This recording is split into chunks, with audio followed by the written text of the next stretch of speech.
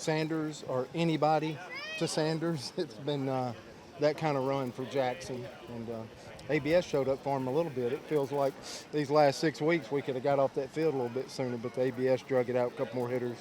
The team's fighting like crazy. I'll throw some decent pitching that way too. I mean, we knew Evans was the best available starter left for these guys, and then Cowan, we've seen him in the past. That's national championship type 1-2 punch. So a little slow. Frelick's home run was big. Guevara, that third run was big, especially when you get, the tying run to first base there in the ninth. So did enough. Still a couple of situations. We got 2 on one time. I think it was the 5th inning, and we couldn't get a bunt down against maybe our best bunter. Little things like that. So they kept it close, kept competing, but the defense played great. I don't think we had an error, but we turned a double play against Milam at a crucial moment. Brandon McCrane made the last out of the ball game. Marciano had a good fielding play there early and just handled everything pretty buttoned up, and wish we could have kept fighting, and we want to keep growing offensively this week as long as we get to stick around. So keep growing, but the pitching was pretty good tonight.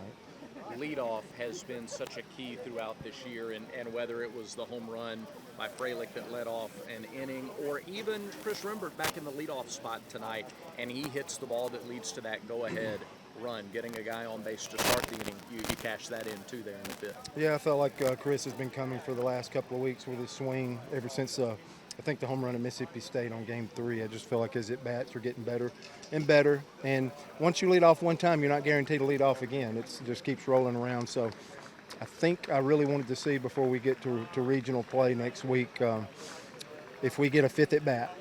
If that 5th at-bat rolls around, what's the 1, 2, 3 guys you'd want to see have it? So we really thought, we really wanted to look at Rembert and Frelick, especially Bingaman and Guevara in those 4 spots there up top. So could get a little bit more length and distance from the bottom. Mason McCrane had pretty good at-bats down there.